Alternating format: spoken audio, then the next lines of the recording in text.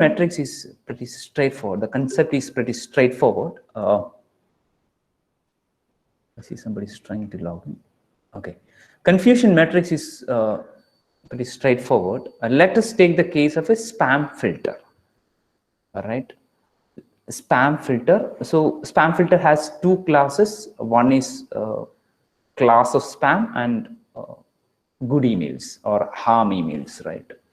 Let us call the spam as the positive class and harm or good email as a negative class. So you have got enough of training data. You've got examples of spam and examples of harm emails. And with that, you have trained a classifier. Now you need to see on new emails, which you know as either spam or harm, you need to find out how well your classifier is performing, right? That's agenda. And how do you represent? How do you capture that measure? Using what is called a confusion matrix. Confusion matrix, in our current case, we assume that the positive class is spam and the negative class is harm or good email. All right. So given a spam email, which the classifier has not seen, which means the new email that you are giving to this classifier for prediction is not a part of the training data. You're giving a new email, but you know that it's actually, so this is a part of a test data. And you know that this is actually a spam email, right?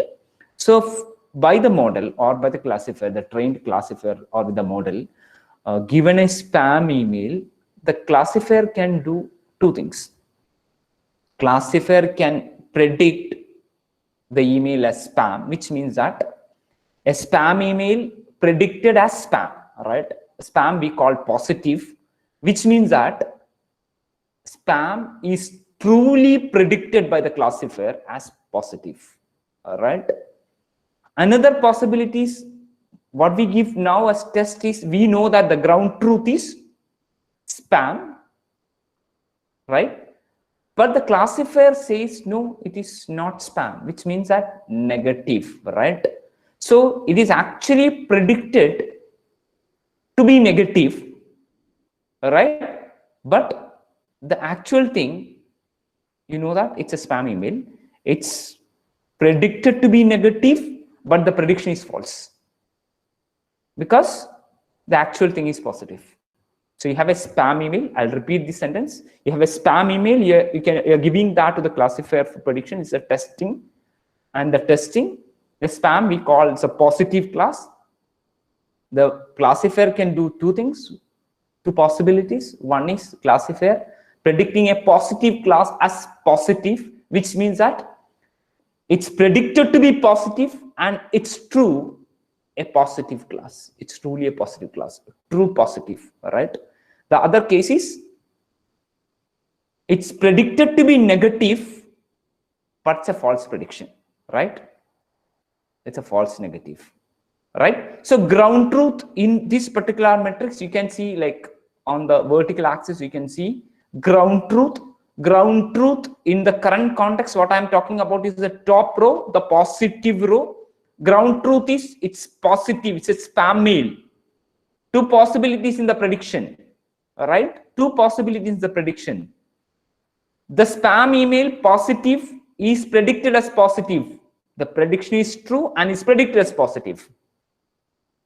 The spam email, the second column in the first row, the spam email, we know that it's positive, but the prediction is actually negative. So it's predicted as negative, prediction is negative, but the prediction is false because we know that the email is actually spam. It's a positive thing. So it is predicted as negative. The prediction is false, but the prediction is what the prediction comes out is to be, is observed to be negative. So is the case. Ground truth is negative. You're giving a good email. Good email can be predicted as good is we call it the negative class. Good email is predicted to be negative. So which means that it's negative and prediction is also negative. So the prediction is true and the prediction is negative. All right. What is the other possibility? The ground truth is negative, but the prediction is positive. The prediction is positive, but the prediction is false, which means that false positive. All right. So these are the four scenarios, cases if you represent this in the form of a matrix, the matrix is called a confusion matrix. All right, I'll give you a little more. So two parts to the entry in the confusion matrix. The first part is, did we get it right? All right, is the prediction right? That's true or false. And what is the prediction is the second part. If you look at, and so is the case with the false also. If do we get it wrong, right? If it's false, and the actual prediction, the prediction. So the second part of it, if you look at the confusion matrix, the second part of that entry in the confusion matrix is the prediction. You get it? Do you get it? Prediction is positive, the first column, yeah, truly positive and falsely positive, right?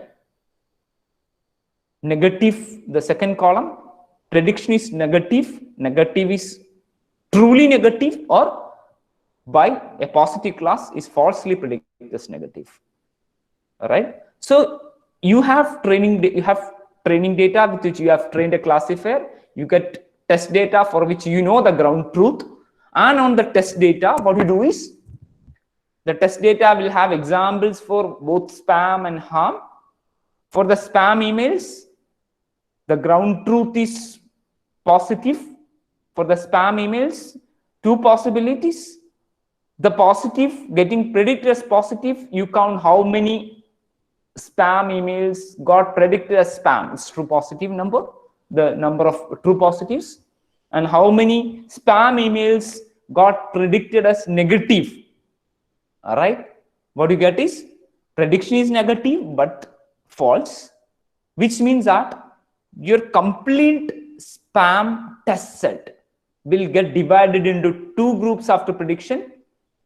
The ones which correctly got predicted will fall into true positive. The one wrongly classified as harm or good emails will be falling into false negative. All right, then comes the negative, the good emails. You have set of good emails. Let's assume that there are 100 good test emails, out of which you see that 75 got predicted as good emails. The negative class is good emails. That means the ground truth is negative, we know that, but the prediction is negative. So if you look at it, the second, what we call second part, prediction is negative, right? And the prediction is true, which means that good emails predicted to be true as negative, right?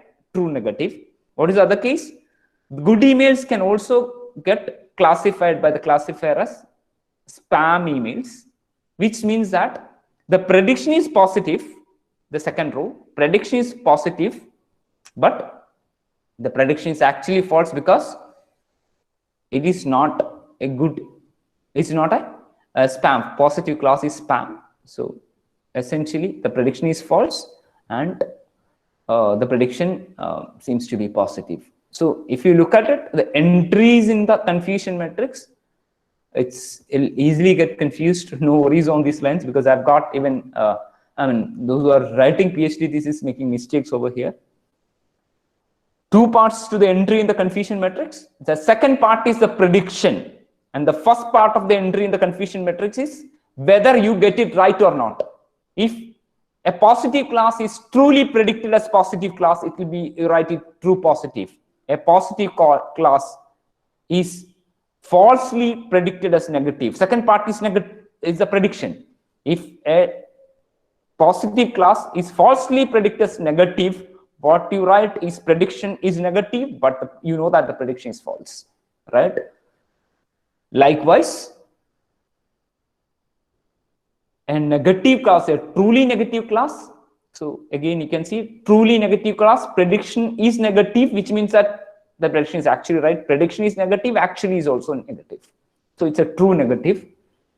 But prediction is, you know that the actual thing is negative, but the prediction seems to be positive. All right. So the prediction is positive, but since you know that the actual thing is negative, your prediction is false, false negative. So the entry in the confusion matrix, I repeat, two parts. Second part is the prediction. First part is whether you get it right or not. You will not be mistake. I mean, you will not make mistakes if you understand this part. How do you fill in a confusion matrix? Once you fill in the confusion matrix, what you can compute a lot of aggregate measures.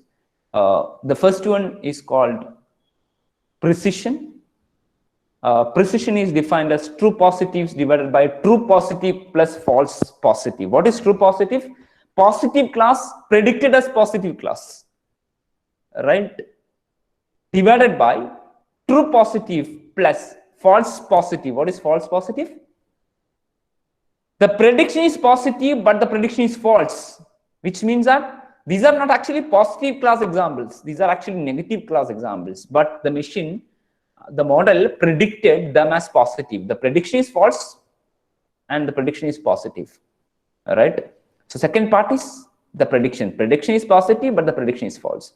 So precision, if you look at it, which this measures the machine's capability when out of the positive classes it has predicted, how much is right. Right. This goes very well with the definition of precisions in the physical sciences, right? This is called precision. Then the next measure is called recall. Recall is essentially true positive divided by true positive plus false negative. I want you to look at the denominator. What is true positive? Positive predicted as positive, right? So prediction is true and prediction is positive. What is false negative? Prediction is negative, but the prediction is false, which means that the true positive things predict as negative and the prediction is false. So recall is essentially out of the total positives, how many got correctly predicted, right? This is called recall. Say for example, I'll give you the typical, say for, you know that in a group of people, you need to identify people with certain characteristics, right? I mean, you have 100 people and you know that 30 of them has done some fraud. 30 of them has done some fraud, right? Fraud, we call them as the positive class. The ones the police needs to find is the fraud cases. 30 out of 100 are fraud, all right? So recall essentially find, so there are 4 possibilities. Fraud people getting identified as fraud and fraud getting identified as normal, normal getting identified as fraud, and normal getting identified as normal. All right, normal we call as negative and fraud we call as positive class. So true positive would be number of fraud people getting identified as fraud is true positive. All right, will be false negative. Number of fraud people getting identified as normal is false negative. Number of good people identified as normal is truly negative. All right. What is the other possibility? Number of normal people getting identified as fraud by the system would be, they are identified as positive, but it's false positive. All right. So precision is a measure. Is a measure of effectiveness of the machinery. So for example, true positive, you found so many positives out of which so much is right. That's what precision captures. What about recall? Denominator recall is it's actually TP. TP is positives identified as positive and false negative. What is false negative? It's a false precision, false prediction. All right. False negative is essentially finds out the prediction is false, which means that the actual thing is true, right? The actual thing is positive. So false negative essentially captures those individuals which are fraud but identified to be normal. All right. So true positive fraud side identified as fraud divided by fraud identified as fraud plus fraud identified as normal. That's false negative. So essentially recall is out of the total set of fraud people, how many you are able to capture. That's what the recall measures. So in the context of a classification application, Whether you will tune your model for precision or recall or a combination of both will depend on the context. Say for example, you're working on a problem where, say, your system is all about some sort of in a high security surveillance context, right, application, where any what you call suspected activity, any suspected activity, you can't miss even what you call a small percentage of the suspected activity. You need to 100%. You need to be very you're kind of very strict that you need to identify any suspected activity, right? That's what your software is supposed to do with all the cameras and things of that kind in place. That's what you call, you should classify any individual walking through that walkway as either with a suspected activity or without a suspected activity. You can't miss anybody who is having a suspected activity. If that is the case, you will tune your machine, which means that you need to identify all suspected cases, but you don't mind even a few normal people getting identified as suspected, because there is no, it's all about a human looking into the video, right? But you can't miss anybody with a suspected activity. So two classes, suspected and not suspected. You would want everybody who is suspected with a suspected behavior being identified. In that case, I'll say I would prefer close to 100% recall, because out of the suspected, I need everybody to be identified. But even my precision is little low, I don't care, which means that I can allow. See, you may even tag normal people as suspected. Your machine may tag normal people as suspected. I can allow that to some extent, but I don't want to miss anybody with a suspected activity. So you will tune your machine for recall versus precision. All right. The other way around is basically, I don't want any anybody who is normal, I mean, with a normal behavior to come to my scanning, right? In that case, I would say my machine has to be 100% precision. I don't care missing out a few suspected cases. Then your agenda is precision over recall. You will tune your machine for precision over recall. And very similar context, and you see like TP by TP plus FN is essentially it's also called true positive rate.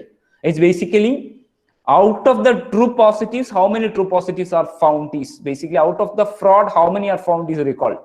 Out of the spam, how many are found is recalled. All right. That's what recall is. It's also called true positive rate. It is also called true positive plus false negative is also called sensitivity, right? So sensitivity, recall, and true positive rate, these are the same things. All right. There's another measure called specificity. All right. If you look at it, it's true negative rate. So true negative, number of true negatives divided by true negative plus what is false positive. The prediction is positive, but actual class is negative. So the prediction was false.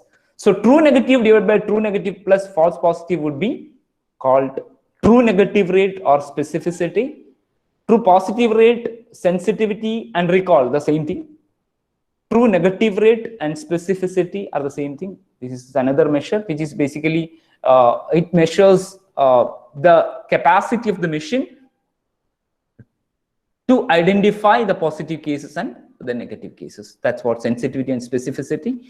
You'll also make a plot and you'll look at the area under the curve. This is called ROC, receiver operating characteristics, coming from the signal processing domain, primarily in the radar signal processing and all that.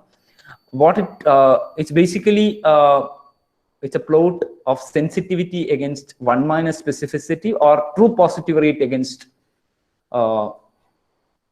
so 1 minus specificity is, what is 1 minus specificity?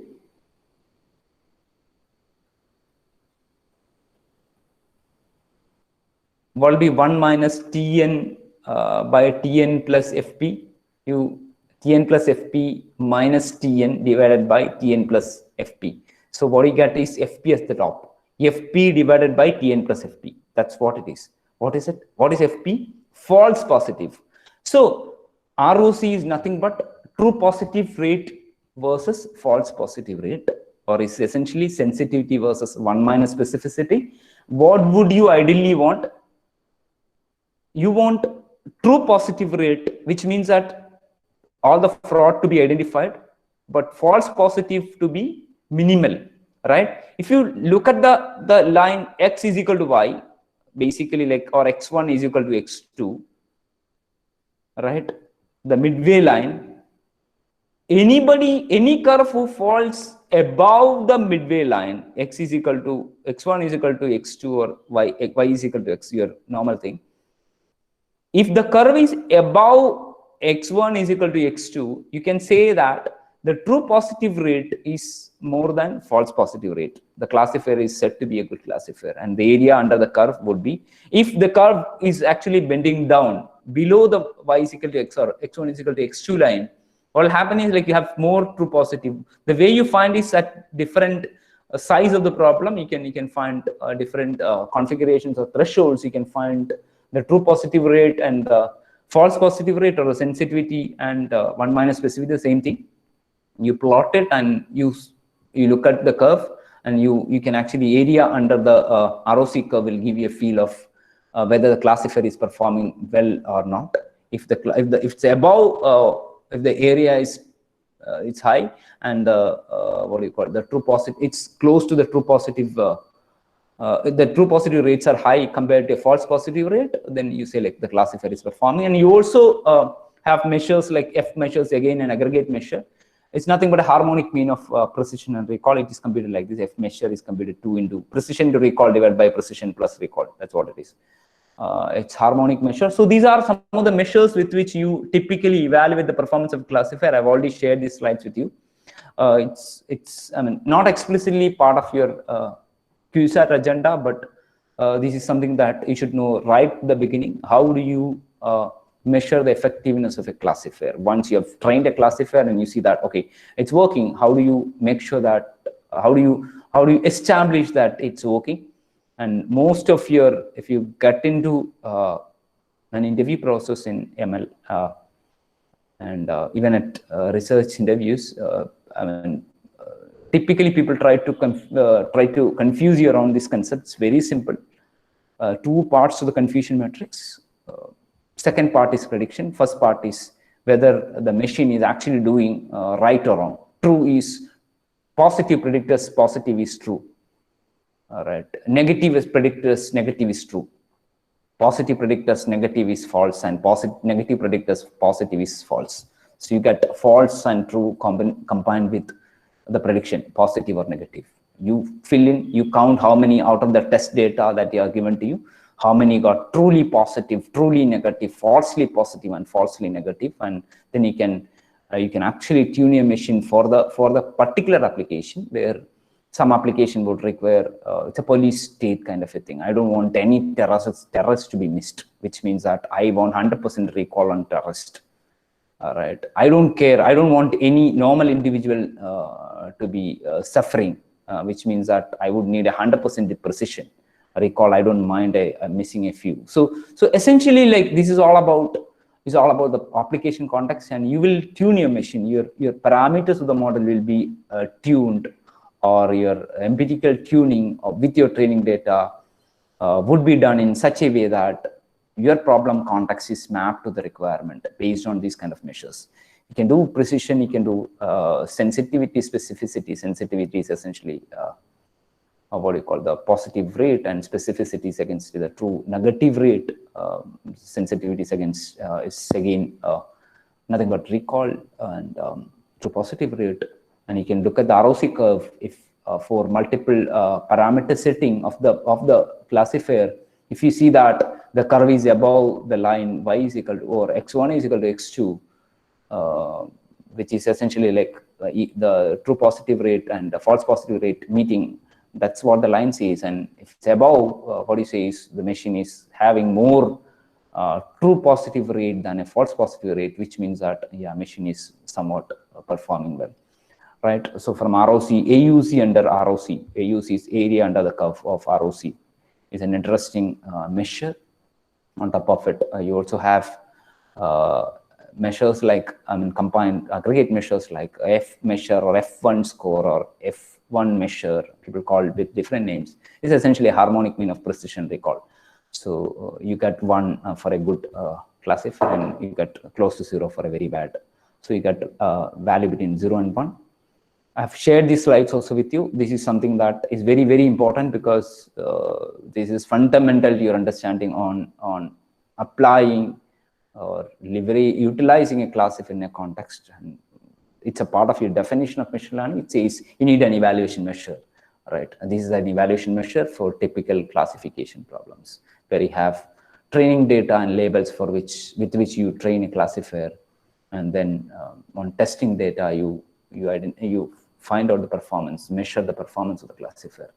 Right, that's pretty much about this part, and I'll move on to a different supervised learning paradigm. What we have seen today morning is a probabilistic way of learning.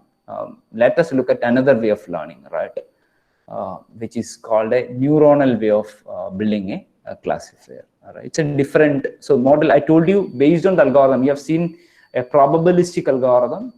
Now let's see an algorithm which mimics the brain, right? The brain in living beings, right? The neuronal activity in living beings. I'll stop this recording here, and I'll move on to the next slide.